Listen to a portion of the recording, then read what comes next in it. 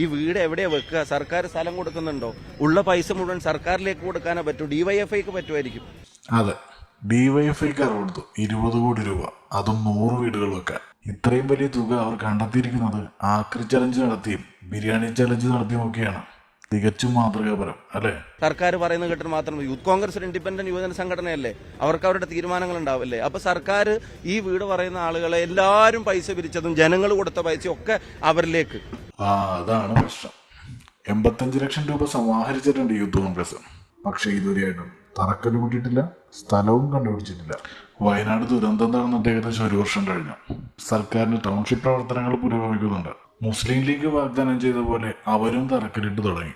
KPCCയും youth കോൺഗ്രസും ഇപ്പോഴും സ്ഥലം കിട്ടിയിട്ടില്ല എന്ന് പറഞ്ഞുള്ള പരിഭവത്തിൽ നടക്കുകയാണ്. വയനാട്ടിൽ ഏറ്റവും പ്രധാനപ്പെട്ട പ്രശ്നം ഭൂമിയല്ലേ?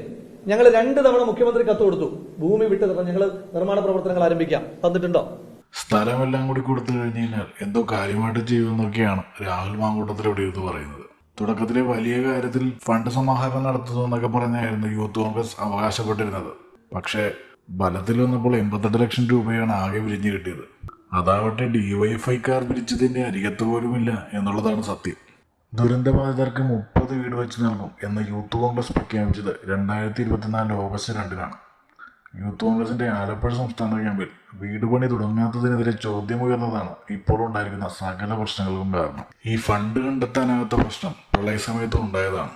2012 പ്രളയത്തിൽ 1000 വീടുകൾ നിർമ്മിച്ചു നൽകും എന്ന് അന്ന് KPCC പ്രഖ്യാപിച്ചതാണ്. 1000 വീട് നടപ്പില്ല, 500 വീടുണ്ടാക്കും എന്ന് 2019 ജൂലൈ 3-ന് മുല്ലപ്പള്ളി രാമേന്ദ്രൻ പറഞ്ഞു. എന്നാൽ ജൂലൈ 9 ആയപ്പോഴേക്കും MM ഹസൻ ഫണ്ട് എത്തിയില്ല, അതുകൊണ്ട് 371 വീട് നിർമ്മിക്കാം എന്നായി. എന്നാൽ അതും എങ്ങും എത്താതെ പാതി വഴിയിൽ ഉപേക്ഷിക്കുകയായിരുന്നു. നിലവിൽ എത്ര വീട് പൂർത്തീകരിച്ചു എന്ന് അവ്യക്തമാണ്. എന്തായാലും ഇത്തവണ അങ്ങനെ ആകാതെ നോക്കിയില്ലെങ്കിൽ സകല പരിപാടികളും കയ്യിൽ നിന്ന് പോകാനാണ് സാധ്യത.